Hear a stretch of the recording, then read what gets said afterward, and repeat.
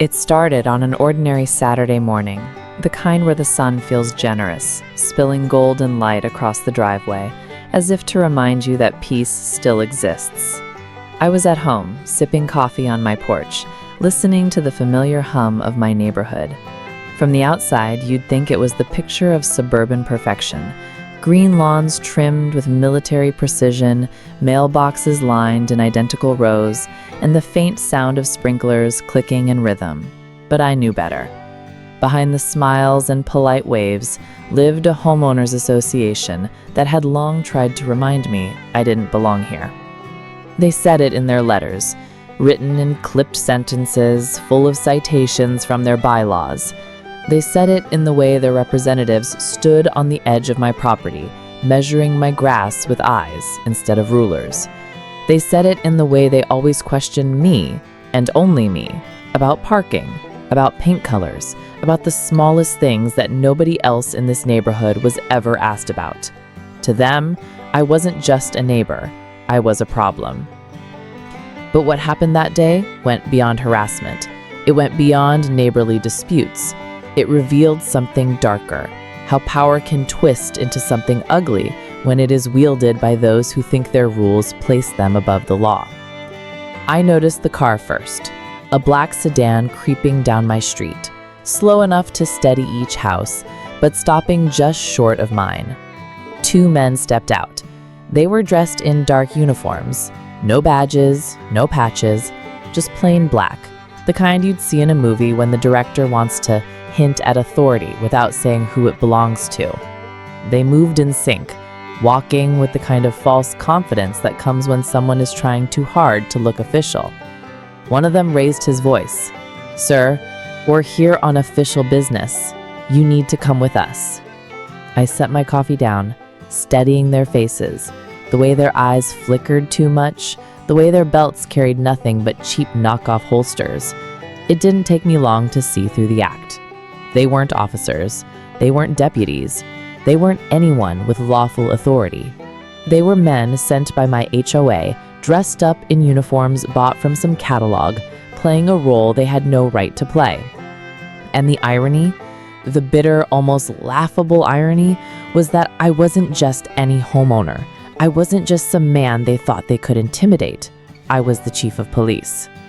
But I didn't announce it right away. Instead, I leaned back, letting the weight of silence build between us. Because I wanted to hear what story they were going to tell, what kind of performance they'd rehearsed to justify this act. "On what grounds?" I asked calmly.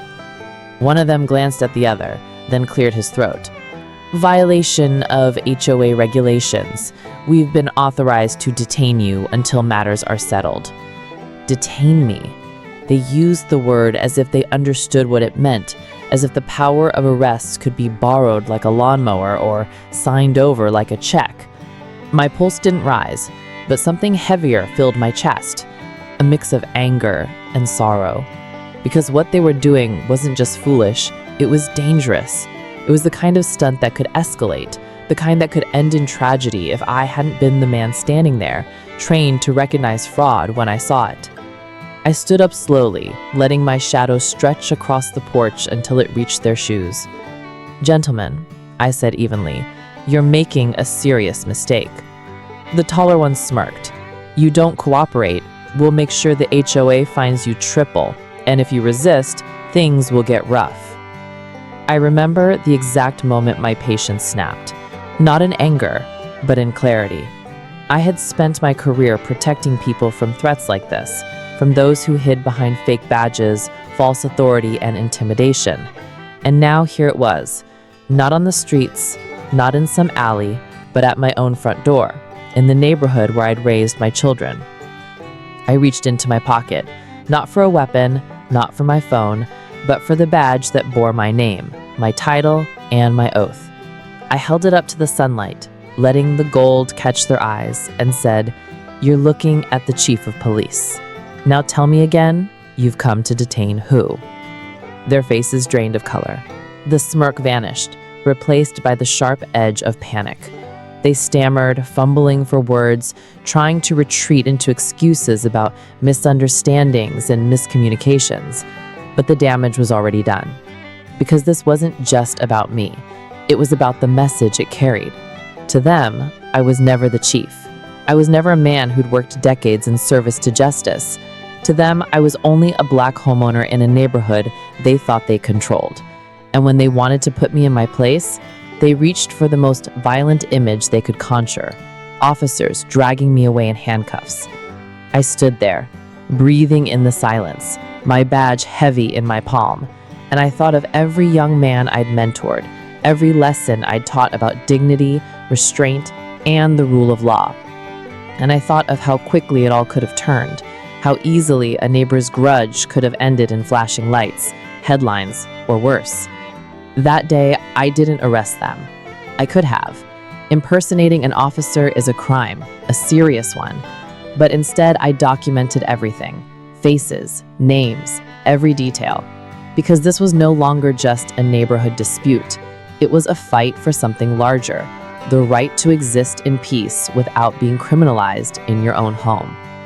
And as I watched them retreat to their car, their false uniforms flapping in the breeze, I knew this wasn't over. The battle had only begun. That evening, after the so-called officers sped away in their dented sedan, the neighborhood was quieter than usual. Too quiet. Curtains had shifted when I held up my badge. I knew the neighbors were watching, whispering behind glass about what had happened. Some would pretend they hadn't seen a thing. Others would frame it as me overreacting. But none of them could deny what they'd witnessed. Men sent by our own homeowners association, trying to parade themselves as the law. I sat at my kitchen table long into the night, the badge still resting in front of me. I kept asking myself the same question.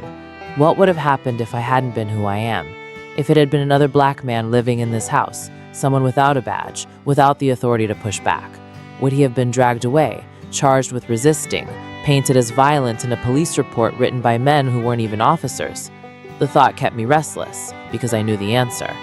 By dawn, I had made my decision. I wasn't going to bury this.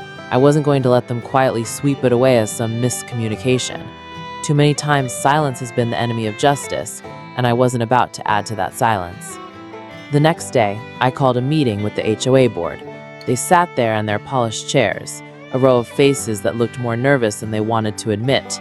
Their president, a man who had made a career out of sharpening his words like knives, opened with his usual calm arrogance. "Chief, we regret any misunderstanding. The men were only there to encourage compliance. Perhaps their presentation was—" I cut him off. "Presentation? They impersonated officers. That's not presentation, that's a felony." For the first time, his composure cracked. He leaned back, the smile faltering. "Well, perhaps they took the initiative too far." "No," I said firmly, "you took it too far. You sent them." The room shifted in uneasy silence. Some glanced down at their papers, others looked away entirely. But I could feel it, the unspoken belief that this was never supposed to backfire. They thought I'd be intimidated, maybe humiliated, but certainly silent. They hadn't counted on the fact that the man they tried to criminalize was the very one sworn to uphold the law. I laid the evidence on the table: photographs, written accounts, every detail I had gathered. "If this happens again," I told them, "it won't be a meeting, it'll be arrests." There's a weight that comes when you speak with truth and authority. It's not in the volume of your voice, it's in the certainty that what you're saying carries the power of justice. And that day, they felt it. But I knew power never concedes easily. Retaliation comes in quieter ways, through paperwork, through fines, through rules written in the kind of language designed to suffocate you without leaving fingerprints. Sure enough, within weeks, I received 3 citations for a flower bed they said was too large, for a fence they claimed was not in harmony with community aesthetics, and for a vehicle parked a few inches over the line of my driveway. I smiled as I read them, not because it was funny, but because it was predictable. When some people lose their grip on intimidation, they tighten it through bureaucracy. It's the same story I'd seen play out on the streets, only dressed in suits and bylaws instead of uniforms and handcuffs. So I fought back, not with anger, not with the kind of rage they wanted to provoke, but with precision. I brought every citation into compliance hearings, countered every claim with documentation, photographs, and testimony. And every time, I made sure the record showed the truth, that these weren't about flowers, fences, or cars. They were about control. They were about a group of people so unsettled by a black man owning a home of equal value that they bent the rules until they snapped. It was exhausting, yes. Some nights I came home drained, asking myself whether it was worth the fight. But then I'd remember the faces of young officers I'd trained, or the kids in my community who looked up to me. What would I be teaching them if I folded? What lesson would I leave behind if I allowed intimidation to masquerade as authority in the very place I laid my head? Months later, the tide began to turn. Some neighbors quietly approached me, people who'd never spoken more than a hello at the mailbox. They admitted that they'd seen what the HOA had done, that they hadn't agreed but hadn't known how to speak up. And slowly, the whispers began to shift, from gossip about me to questions about the board itself. Change didn't happen overnight, it never does, but seeds had been planted. Elections came, and with them new members, voices unafraid to say the quiet part out loud. And for the first time in years, the HOA felt less like a throne and more like what it was supposed to be, a committee of neighbors, not overlords. As for those two men in fake uniforms, I never saw them again.